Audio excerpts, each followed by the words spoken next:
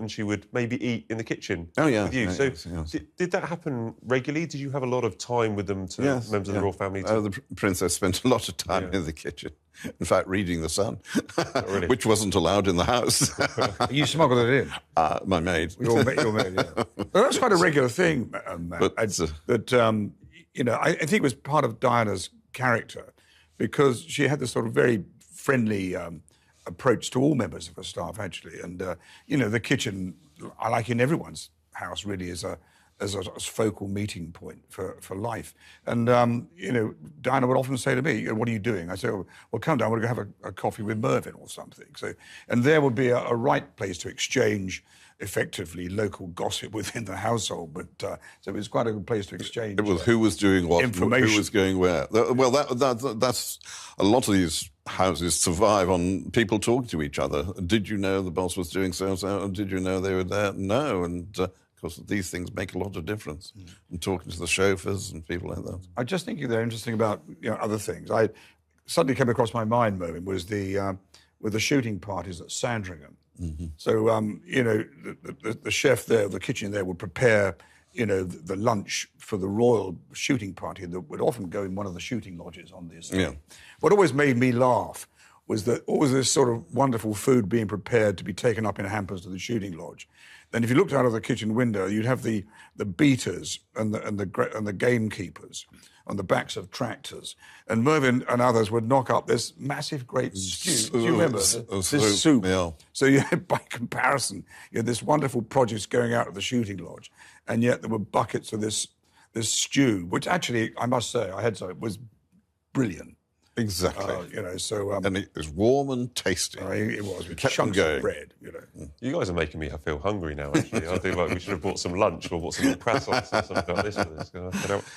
Listen, we've been talking about Diana, obviously, you mentioned there, but she used to come down and be with you in the kitchen at Kensington Palace, and you were the chef. Mm-hmm. We may have to touch on her eating disorder. I mean, were either of you aware of, you were the chef, were you aware of this eating disorder she had in the early 80s? Well, you knew things weren't quite what they should be, but, it's not my place to ever criticise or... Sure, no, absolutely. And it was her life, and I'm afraid I couldn't criticise. But you're saying with the foods, what I always had in the kitchen was there was a small fridge, and I used to leave things in the fridge that she liked, and cold lamb cutlets in mint aspic and things like that. But so she could just snack whenever she wanted to.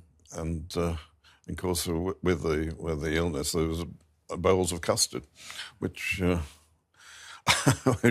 obligatory, I fear. But did she ever mention that to leave food out, or it's something? No, I always did that, because often when they went out for dinners, and she always maintained the fact, they go to dinners and they could never eat because people don't want to see them eating. They want to actually talk all the time. And so they could go to these dinners, chop a few things up, and not eat anything. They come back absolutely starving. So I always left stuff in the fridge so that they could have something to snack on. Yeah, in that question, man, I didn't join the household until the mid-'80s, so... Diana did talk about it, but yes, it was serious. It was an eating disorder. But by the time I arrived there, luckily that that illness had moved on. Mm. But I've always known Diana had an amazing appetite, and I think Mervyn would agree with that. Her favourite restaurant at that particular time was San Lorenzo's in Beauchamp Place, and great Italian cuisine there. Diana was always talking about the quality of food. And I think generally, it's fair to say, Merv, that she had a good liking and a good taste for, good produce. She was very fortunate to have, a kitchen that she did at Kensington Palace and other places. Yeah, and an excellent chef.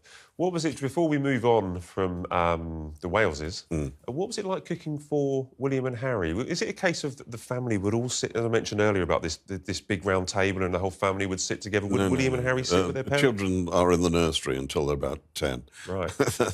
And with the nanny. And often they would go, the principals would go and dine in the nursery along with them, rather than have the children in the dining room. And what would you cook for William and Harry? Oh, well, they really had the base. It was all the old cottage pies and, as I said, treacle tarts and all that sort of thing. Very, very nutritious and good, substantial food. Did any of them show any inclination that they might want to help you out and cook in the kitchen? No, they sometimes got drafted by the nanny to go downstairs and help the chef. So, oh yes, thank you. The nanny was trying to get rid of them. Obviously, they wanted to do something, so they sent them down. Let's make pastry. So The boys. Yes, Yeah. yes, but that didn't happen too often, thankfully. Was it edible pastry? I wouldn't have thought. I wouldn't go near it myself. Yeah. From the moment she stepped into the public eye, Princess Diana became an icon, a figure who transcended the boundaries of royalty. Hello and welcome back to Meghan and Harry Tales. Today, we're diving into a story that reveals the darker side of royal life, one that speaks of struggle, survival and the ultimate cost of living under the Crown's unrelenting pressure. As always, we value your support to keep this channel alive and thriving. If you'd like to contribute, you can use the Super Thanks button below. Let's build this community together as we continue sharing these powerful stories. Princess Diana captivated the world with her grace, her elegance, and her genuine concern for others. Her warmth, her compassion, her very presence, magnetic. She had an innate ability to connect with people from all walks of life. But behind that radiant smile, a different story unfolded. A story often hidden from the public eye. A story of hidden struggles, of silent battles fought within the gilded cage of royalty. She faced immense pressure and scrutiny. Diana's life, a tapestry woven with both joy and sorrow, continues to fascinate. Her role as a mother brought her immense joy. She was a beacon of hope, a symbol of modernity, yet trapped in a system seemingly resistant to change. Her fashion choices and public statements often made headlines. Tonight we delve into a lesser-known chapter of her life, a struggle she faced with courage and honesty. Her openness about her personal battles was groundbreaking. Her battle, though deeply personal, resonated with millions around the world. She became a voice for those who felt unheard. It forced open a conversation, challenging the very perception of royalty and the human cost of its demands. Her legacy continues to inspire and provoke thought. Mervyn Wycherley, a dedicated chef in the royal kitchens, bore silent witness to Princess Diana's private struggles. His position allowed him a unique, albeit painful, perspective on the life of the beloved princess. He noticed the subtle patterns, the quiet disappearances after meals, and the telltale signs of a hidden torment that few could see. These were not just random occurrences, but a distressing routine that spoke volumes.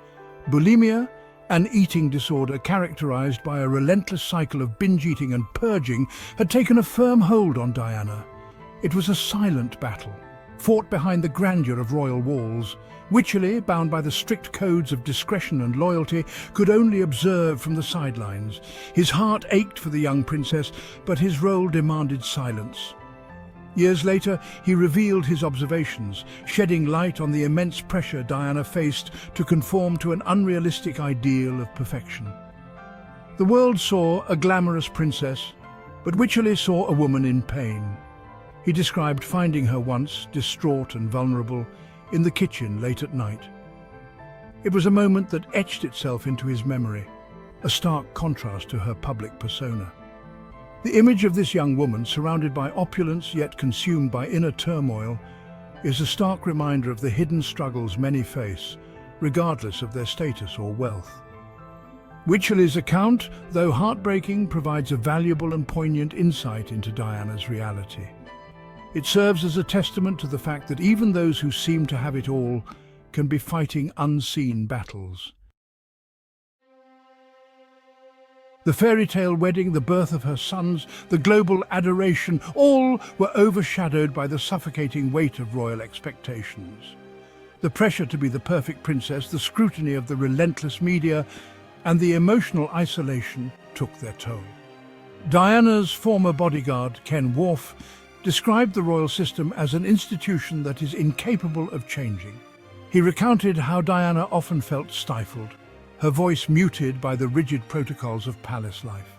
The constant flash of cameras, the relentless pursuit of her privacy only exacerbated her struggles. Each public appearance became a performance, a mask hiding the turmoil within. In 1995, Diana did something extraordinary for a royal. She spoke out. In a candid interview on BBC's Panorama, she addressed her battle with bulimia, shattering the silence surrounding mental health. Her honesty resonated with millions. "I didn't like myself. I was ashamed because I couldn't cope with the pressures," she confessed.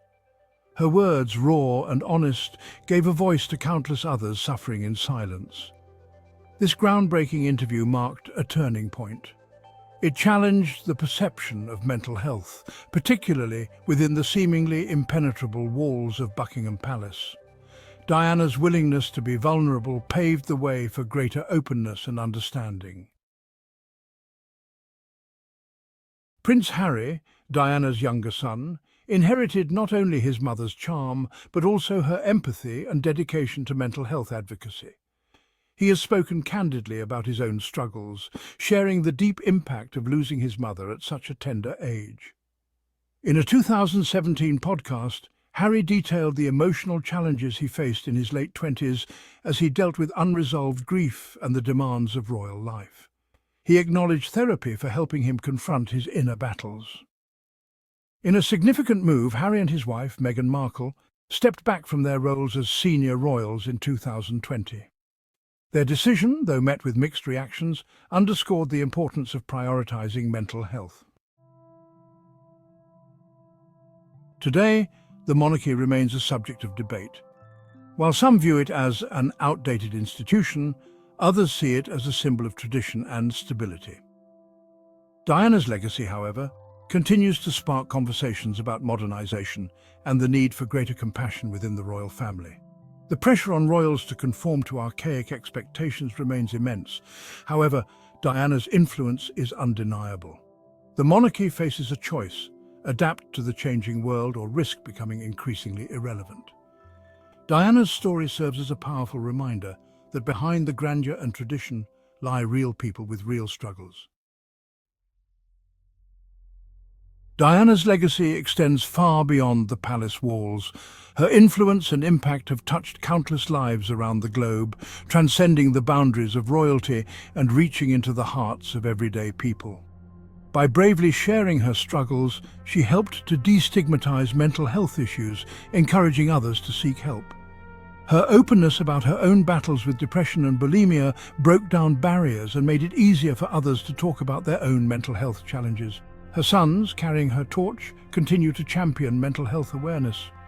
Prince William and Prince Harry have both spoken candidly about their own mental health journeys, inspired by their mother's courage and compassion. They have launched initiatives and campaigns to support mental health, ensuring that Diana's legacy lives on.